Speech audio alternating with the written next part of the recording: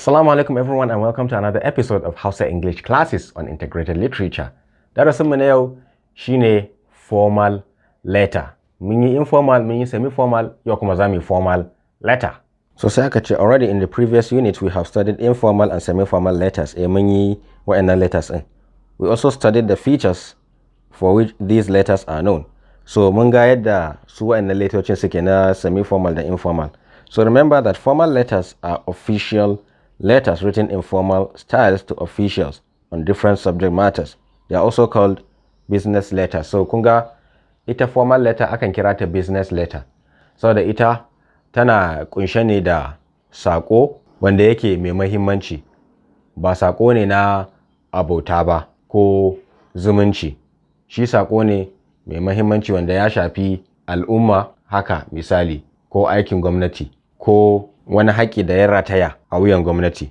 So shi yasa aka kira ta business letter. Ita kawai serious letter ce. So ita misali a letter from a clerk in an office to his boss. Ma'aikacin office kamar messenger ko wanda yake zama kan tebur ko PA zai iya rubuta ma ogan shi letter. So wannan letter ne wanda ya shafa aiki. Idan letter ta shafa aiki kenan shine irin wannan letter. A letter to business firms or public organizations. Kun ga shi ma dai wannan letter ne wanda ya shafi aiki. Letters in answer to advertisements shi ma dai abin da ya shafi wata ma'aikata. So yanzu mu shiga cikin darasin sosai. Aka ce a formal letter has two addresses.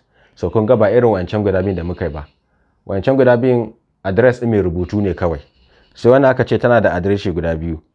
Address of the writer na mai rubutu shi ma dai a inda dai aka san shi a sama daga dama with the date beneath it. A kullum dama akwai date a ƙarƙashin address. And the address of the recipient on the top left hand side, a line below the date. Shi kuma wanda zaka rubuta mawa tunda letter ce take da alaka da office. Dole wanda zaka rubuta mawa shi kuma ka sa adireshin shi saboda in an kai wannan wasikar office din an san wa za a kai mawa. So shi kuma adireshin mai karban sakon mai karban letter din shi kuma bayan ka rubuta adireshin ka sa date to layi next line na takardanka a nan za ka fara rubuta adireshin wanda zai karɓa letter amma ba a waje ɗaya ba. Shi kuma sai ka koma gefen hagu can gefen hagu na paper sai ka fara rubuta adireshin wanda zai karɓi letter ɗin. Aka ce the date must be fully written yadda dai muka yi a baya ga yana yadda ake yi. So dates like irin wannan da wannan su ba amfani da su, suna nufin abubuwa daban-daban ne of English. In the British English for instance shi kun ga yadda British suke rubuta date su kuma 'yan America in ka rubuta irin wannan date misali ɗaya daga cikin abin da yasa ba a san irin wannan date din shine akwai American English akwai British English. Su a British kwanan wata ne sai watan sai shekara. So shi yasa aka ce in dai ka irin wannan date din mai kara mai tsinke din nan to yana nufin cewa 3 ga watan September. Amma a American English yana nufin watan March 9 ga wata. Su a American English wata ne yake fara zuwa sai kwanan wata. So shi yasa aka ce ma kar a kawo irin wa'annan date din saboda su suna kawo rudani. Saboda akwai bambanci su 'yan America suke amfani da shi da kuma 'yan British. So shi yasa ba ma a so shi yasa a tun farko aka ce ka rubuta watan a cikin cikakken sunan shi saboda a san cewa wannan wata yake nufi wannan kuma kwanan wata ne. Amma in ka sa 3 maimakon September ka sa 9 to za a samu wannan rudanin saboda su wayancan za su yi tsammanin kana nufin 3 ga watan September, wayancan kuma 'yan America za su yi tsammanin kana nufin watan uku za su tsammanin kana nufin watan 3 9 ga watan 3. To shi yasa ba ma a so amfani da irin wannan date din. So in dai kana rubutu ne kawai misali ba letter writing ba kaman kana note za ka yi amfani da kowanne salo. In ka ga dama ka amfani da na America ko ka amfani da na British. A Nigeria an yi accepting ko ina ma na san an yi accepting wannan tunda yanzu American English da British English dukan su official varieties na English ne. So an yi accepting kowanne. Sai aka kawo wani ƙarin bayani game da date.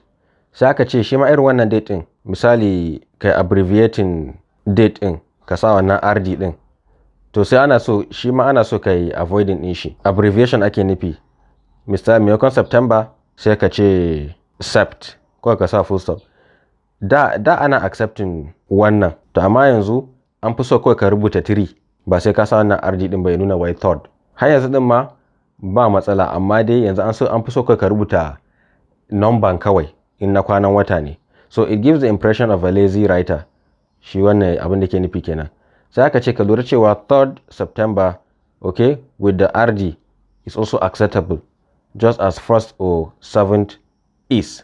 So zaka iya ka sa wannan RD din, ko 1st ka sa 1 da ST, ko 2nd ka sa 2 da kuma ND.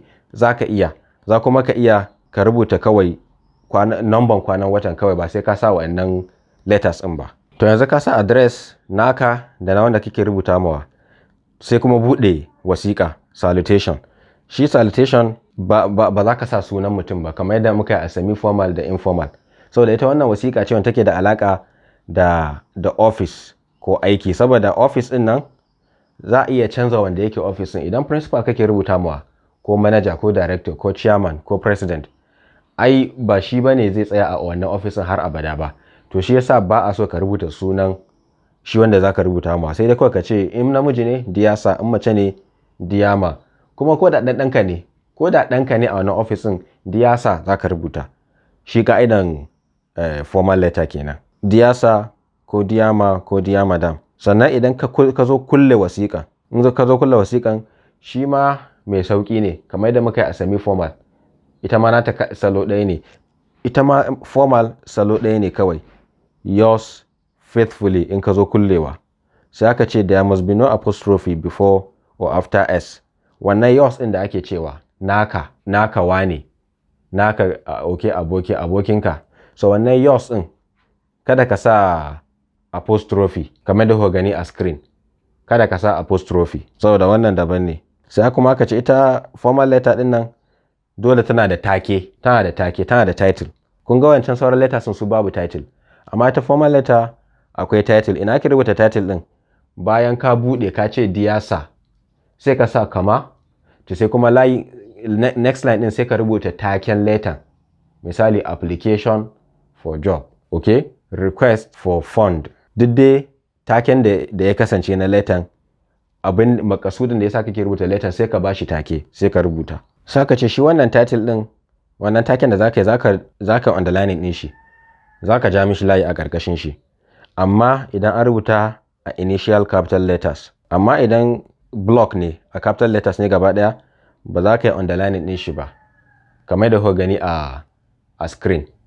Idan initial capital ne, in aka ce initial letters ma'ana wa'insu kalmomin sun fara da capital letter, wa'insu sannan kuma sauran letters na ita kalman small letters ne.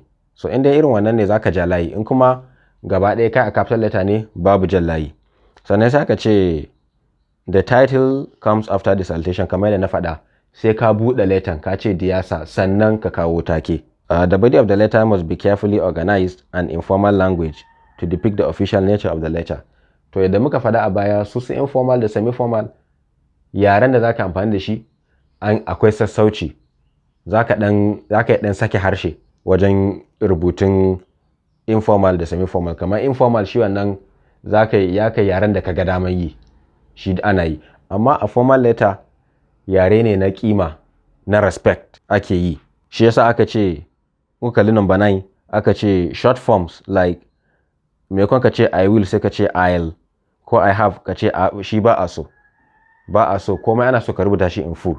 Number 10 aka ce the use of slang, jokes and other informal expressions is not tolerated. Shi ma kun ga ka zo kai ta ba da labari na ban dariya, a'a, ai kawai kai business ne ya kawo ka, so kawai you go straight to the point, ba maganan kwana. So ba a san wani labarin ban dariya ko amfani da kalmomi da ka saba yi da abokanai, ba a san wannan yaren. Number 11 aka ce the letter must be straight to the point. Yadda na faɗa, ba maganan kwana kawai ka faɗa abin da ya sa ka rubuta letter kawai, ba maganan gaisuwa ya kake, ai baka ma san shi ba, an yi assuming kawai ba lallai ka san wanda kake rubuta ma. Shi yasa kawai aka ce ka ce Diyasa ko Diyama, so da kai kawai principal kawai ka rubuta ma, ko director ko chairman, ba ruwanka da wane ne. So ba ruwanka da gaisuwa da wani abu, kawai go straight to the point. abin da yasa na rubuta wannan letter saboda kaza kaza da kaza, shikenan. Aka ce use the block format in writing your address and the address of the recipient. The slanting format shown in the example below is not acceptable. So wajen rubuta address akwai salon rubuta address a letter writing. Yanzu misali akwai irin wannan salon, zaka yi ka irin wannan salon, shi ake kira slant, ya karkace.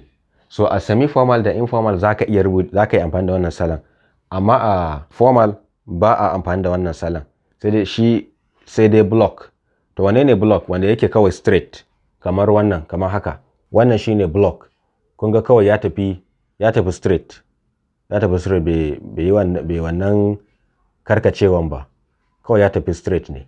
To wannan shine block, shi ake so ka amfani da shi a formal letter. Sai ka'ida ta ƙarshe aka ce the signature appears after the complementary clause. Under the signature, the full name of the sender must be printed, given the full first or initials and the surname. So idan ka kulle letter din, ka ce yours faithfully, kafin ka sa sunanka to sai ka sa hannu. Tsakanin yours faithfully da sunanka ana so a ga sa hannu, a wajen, sannan ka sa sunanka. Shi ma sunan naka ya ake so ka rubuta, ba a so ka using short form na sunanka. Idan sunanka Ismail, ka ce ka rubuta Ila ko Sama. A'a, shi wannan formal letter ne, official letter ne, komai zaka yi shi in full.